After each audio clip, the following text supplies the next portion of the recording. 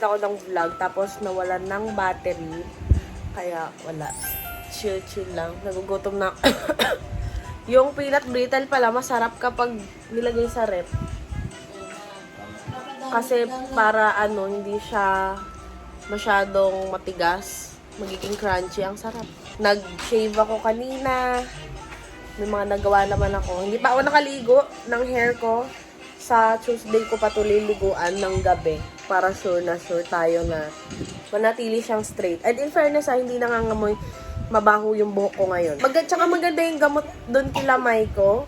Kasi, hindi amoy reband yung buhok ko. Yung sobrang tapang na amoy, hindi siya gano'n. Tsaka tignan nyo naman, hindi siya sobrang flat kagaya na parang sinasabi ni Papa na dinilaan daw ng baka yung yung buhok ko.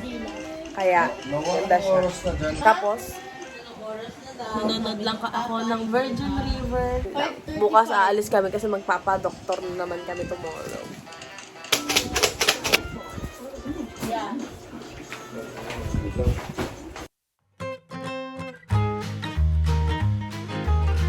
Dami bibigay dito sa dami kanin. Bigay sa ano? Sa ano? Yung itong nasa gilid, yan pwede pang ibigay. Pero yung iba dyan, yung bilog ito, yan yung ngayon lang. Pero itong mga ito, ipakain lang sa manok. Tapos guys, magkano daw? 40 pesos daw yung 1 liter na Coke. Pero mas maganda ito mga kaysa sa nakabote, di ba? Kasi mas mahal. Ay, yung naka-plastic. Yung 1.5. So, 40 pesos. Mas maganda yan. Tapos, asan na ba yung hindi ko pa pala kayo na-update na nagpa-check up ako. So, ako ay in-ultrasound for the first time para makita yung loob-looban ng tiyan ko. Ay, maano tayo dyan. Ang laman, may baby. Oo. Ayun, parang may baby pero wala. So, in-ultrasound lang ako guys para makita kung kasi nga sinasabi ko, mas sumasakit yung tiyan ko, bloated ako, ganyan-ganyan. And okay naman daw lahat. As in, nandito, nakasulat lahat. Yung size ng liver, okay daw yung surface. Lahat is very detailed dito sa pinagpa-check-upan namin. And sabi ni doktora, baka daw, stress ako nang hindi ko namamalayan. Kasi wala naman daw something wrong sa tiyan ko. Binigyan niya lang ako ng gamot para maging okay yung digestion ko.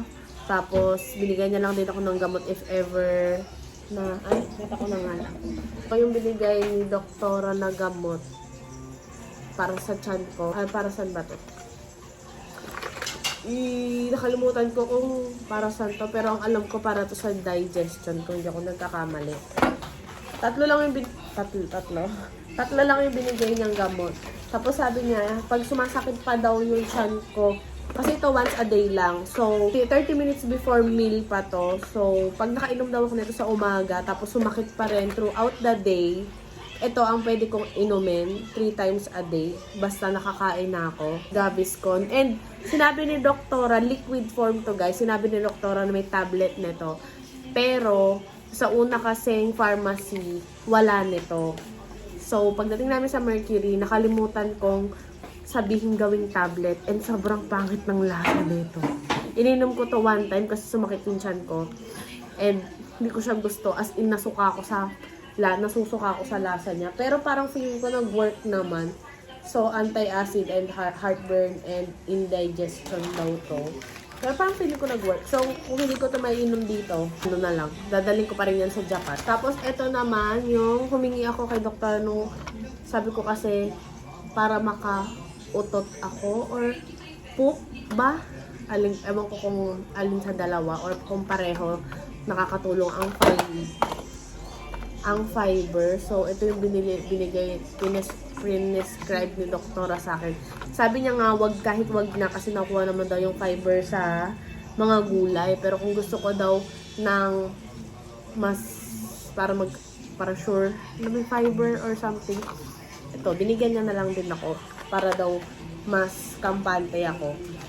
ayun, so far, parang nakakatulong naman siya kasi hindi na ganun ka sumasakit yung tiyan ko. Pero kinakabag pa rin ako, tas medyo bloated. Pero mas less na yung sakit na nararamdaman ko. Pero sabi nga ni doktora, baka daw, nai-stress ako nang hindi ko napapansin, fast pace ng buhay, tapos, ano pa daw ba, may iniisip, overthinking. Ayun, sabi niya, ano daw. May binigay din siyang listahan ng ano, test ko dapat nakainin kasi nakaka-cause daw yun ng pagka-bloated, pagkasakit ng tiyan, ganyan-ganyan. Binayaran pala namin sa ospital is 500 pesos for consultation fee and then 1,430 for ultrasound ng whole abdomen. So, 1,276 yun. So, may VAT na 150 something. So, ayun yung sa doktor. Ang galing ng ang galing ng reseta kasi ganyan na siya. Hindi na siya yung sulat doktora na hindi mo maintindihan. Pero, syempre, sinusulatan pa rin sa pharmacy para alam na kuha mo na yung gamot na to. Ang piraso tong gamot na to, binayaran ko dito is 3,500. Ang hirap basahin ng resibo sa Mercury. Di ba yung nag-ano? Yung ingay na binigyan? Hindi. Hindi pala to sa Mercury. Ito yung unang pharmacy. So, 3,500 yata binayaran ko. Hindi ko makita. 1,500 tsaka 2,000. So, 3,500. Yung unang set ng gamot. Tapos yung sa Mercury ay, ito, kita mo pala. 607. Itong 15 piraso ng Gaviscon. Tingnan nga natin itong Domelong. Kumpara saan itong Domelong na. Gastro nga, reflux disease, gastritis, non-ulcer, gastric, dyspepsia, bloating, fullness. Yun pala yun, yung once a day ko na iniinom. Para dun pala yun. Okay, now I know. Ito pala yung binigay ni doktora na iwasan ko daw para hindi mag-hyperacidity. So, sa lahat naman na to, hindi naman ako too much dyan sa mga yan. Pero dito tayo sa mga beverage, mga caffeinated. Kasi yung lemon tea talagang ginagawa ko parang tubig na halos. Parang hindi ako makakakain sa Japan kung wala akong lemon tea. Pero kung sa mga ito, hindi naman ako masyadong sobra dyan. Kaya, ngayon, sabi nga ni Papa, sinabihan din naman kasi ako sa Japan ng ilang beses na baka stress lang yung nararamdaman ko, mga sakit-sakit. And nung sinabi ni Doktora, sabi ni Papa, na tama rin naman pala sa Japan. Kasi yun yung sinasabi lagi sa Japan na pag walang makita sa'yo, stress ka lang daw. Pero dahil hindi nga namin maintindihan or hindi ma-explain yung nararamdaman, parang hindi ka mapalagay. Kaya mabuti na rin na nagpasagong. Parang nung sinabi ni Doktora yun na baka daw stress lang, fast pace ng buhay, parang okay, mas natanggap ka. Mayas yan.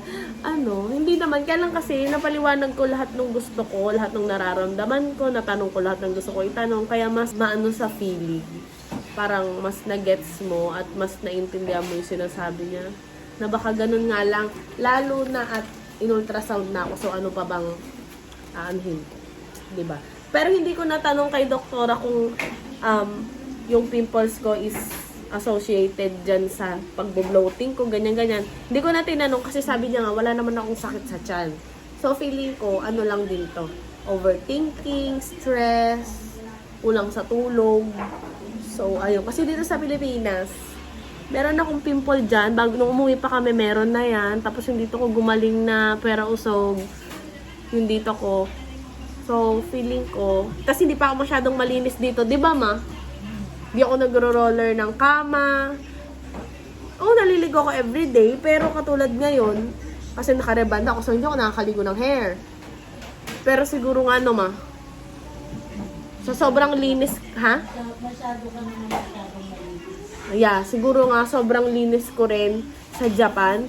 Kasi dati-dati ginagawa ko sa Japan, pag naghugas ako ng kamay, every step ng skincare ko, halimbawa nag-eskinol ako, bago ako mag-apply ng aloe vera, hugasan ko pa yung kamay ko, tapos facial tissue pa yung ginagamit kong pangpunos ng kamay para mag-dry yung kamay ko. Tapos tapos da-dry ko siya ng ganyan, kasi hindi naman minsan fully na da-dry ng tissue, dahil dalawang tissue lang ginagamit ko, and syempre mabilis mabasahin, ganon. So, ginaganyan-ganyan ko pa yung kamay ko. Ngayon, pagkahugas ko ng kamay ng tubig lang din naman sa Japan, Tubig lang din dito. Sa towel ko pinupunas. And sinasabi ko, di ba, ayokong gumagamit ng towel sa mukha ko. Hanggang ngayon naman. Pero, yun ginagawa ko. Kasi, wala na mahal yung tissue dito. May dalaman kami, konti lang. So, kaya yun yung ginagawa ko. Mama, para saan to? Para sa ilong yan. Hi guys. Buksan mo. Buksan mo. Ayaw ko na, mama. Yung sisakit na. Tanga! Let me show you. That's for your nose so you can inhale. Oh, ganyan lang oh. Konti lang. Konti, not too near sa nose mo. Oh.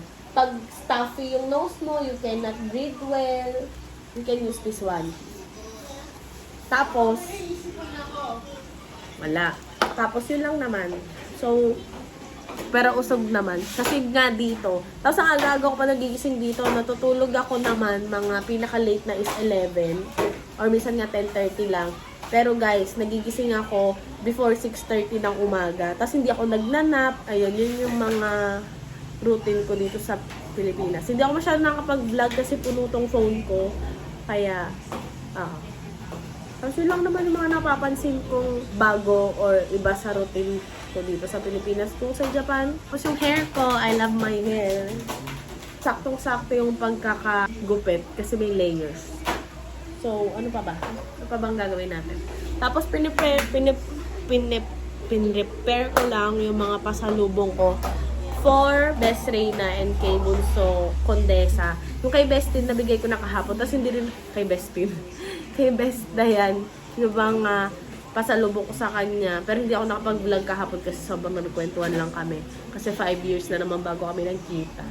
So tomorrow, papacheck up na naman kami ni Papa kasi yung likod niya sumasakit pa rin. Tapos umaabot na daw dito sa left. So, sabi ni Best Dayan, kasi medtech siya, so baka daw gout, kaya kailangan magpa-check up. Kasi hindi tumatalab kay Papa yung mga pain reliever na nabigay sa kanya, tsaka yung mga gamot. Tuesday, maalis kayo ulit.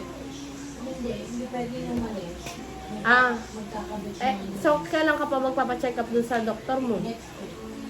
Next week na. Okay, Shopee Hall. Mag-Shopee Hall kaya ako. Kailan wala kasi ako mapwestuhan, guys. Hindi pa makapag-Shopee Hall. Baka bukas na lang ako mag-Shopee Hall. Ay, hindi pwede. Wednesday. Baka Wednesday yung gagawin natin Wednesday. Wala. So, baka mag-Shopee Hall ako ng Wednesday kasi nalaban na rin. Papadalas yung pag-Shopee. Pero, lang sa kwarto kasi magkakabit yata. sa Wednesday? Tuesday? Tuesday. Okay. Tapos, guys, fairness yung Shopee man, no? Walang 1 week dumadating siya. Walang 1 week kahit nasa probinsya kami. So, mga 3 to 4 days dadating na siya. And so far, okay naman. Walang aberya. At ng in-order ko is dumadating ng kung ano in-order ko. Wala rin namang mga damages. Pero so, tapos nag-add to cart na naman ako. Yung ano pala yung binili namin na fitted sheets, yung no lukot something. Baka hindi pa namin yung malagay ngayon. Kasi wala pa kaming, hindi pa nakaayos yung mga kwarto. Kanino bang mattress yung nandyan sa kwarto? Kay Kuya. Ay, yung sa akin yung nakatago. Yung kay Kuya na semi-double ba yung kanya, ma? Semi-double kay Kuya. Wala akong size na nabili nung no lukot. Yung kay La Mama na queen, meron. At saka yung sa akin na double yung sa akin. Is may nabili kami nung no lukot na ano. So, yun lang naman. Tapos guys, napansin ko pala, mabalik tayo sa skincare. Hindi pala ako nagtitinted. Hindi ako nagsa-sunscreen nung Nature Republic. Kasi napapansin ko, parang nagkaklag yung pores ko doon. Or, hindi ko alam. Kaya, binawasan ko muna yung skincare ko. Lalo na kung nakatinted sunscreen na kasi ako. Dati kasi dinadalawa ko siya. Pinagpapatong ko and feeling ko parang no-over yung mukha ko. Kaya kapag yung magtitinted sunscreen ako, din ako naglalag. Pero kahapon, nag-skincare din ako. Hindi ako nagtinted sunscreen. Ay, hindi ako nag-sunscreen. Pero sabi kasi nila mag-sunscreen daw, diba? Pero parang feeling ko kasi nagkaklag yung pores ko dun. Kaya tinigil ko muna. And so far, okay naman. Tsaka parang mas ano talaga tayo dito sa Pilipinas dahil na wala tayong iniintindi. Sabi nga ni Papa, kahit na maaga akong magising, wala akong inisip na kailangan kong mag-regain or mag-charge ng energy ko kasi may pasok na naman ng Monday. Hindi mo iniisip bumawi ng tulog. Kasi nga, pal lang tayo dito sa Pilipinas. Kanina ang sarap ng inulam namin, andok. pero hindi ako nakakapag-vlog. Nakakalimutan ko guys. Kasi iniiwasan kong mag-vlog kasi nga hindi pa ako nakakapag-edit. Kaya kailangan ko